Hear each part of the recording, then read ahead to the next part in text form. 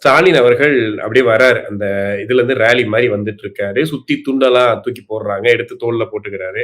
நெறைய பேர் சொல்றாங்கன்னா, விஜய் அப்படியே அவரு காப்பி அடிக்கிறாரு. ஈ எல்லாமே அடிச்சான் அப்படியே காப்பி இல்ல ஈ அடிச்சான் காப்பின்னு கேள்விப்பட்டிருக்கீங்களா? ஆமா ஈ சார். அடிச்சான் எக்ஸாம் காப்பி. எழுதும்போது அததான் அடிச்சாங்க இப்ப திரும்ப வந்து ஸ்டாலினும் உதயநிதியும் ஈ அடிச்சான் காப்பி தான். விஜய பார்த்து அப்படி அசல் தாங்க. நகல் தான். காண மயிலாட கண்டிருந்த வான்கோழி தானும் அதுவாக பாவித்து தோகை விரித்து ஆடிய காட்சியை பத்தி ஔவையார் மூதுரையில சொல்லியிருக்காங்க. இதெல்லாம் வான்கோழிங்க. அது மயில். விஜய்ன்றது வந்து மயில், இது வான்கோழி. இவங்க என்ன பண்ணாலும் எடுபடாது மக்கள் கிட்ட. இப்படிதான் பேர் வாங்குவாங்க, காப்பின்னு தான் சொல்லுவாங்க.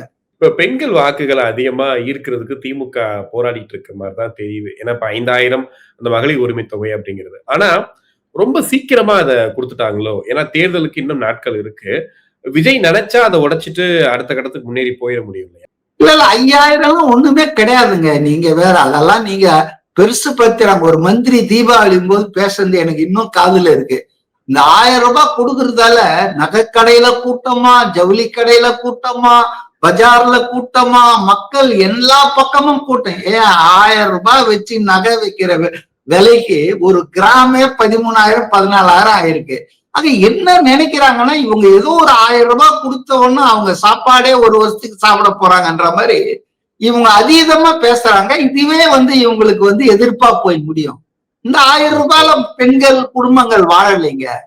அவங்க வாழ்க்கைக்கு எவ்வளவு கஷ்டப்பட்டுட்டு இருக்காங்க, எவ்வளவு பிரச்சனைகள் இருக்கு. அதெல்லாம் தீக்காம 1000 ரூபாய் கோடைக்கால உதவியா குளிர்காலத்துக்கு கொடுப்பாரா? இல்ல கோடை காலம் விஜய் கேட்ட மாதிரி 2026தான் கோடை. இவங்களுக்கு அரசியல் கோடை காலம் வந்துடுச்சு. திமுகவுக்கு அரசியல் பொலிட்டிக்கல் சம்மர் வந்தாச்சுங்க. அதனாலதான் இப்ப வந்து 2000 ரூபாய் சிறப்பு தொகையா. என்ன அநியாயம் பண்றாங்க. அரசாங்க கஜானாவை எடுத்து இவங்க அரசியல் ஆதாயத்துக்காக இப்படி எல்லாம் பண்றது வந்துங்க, இது சரியான நடைமுறை. இப்ப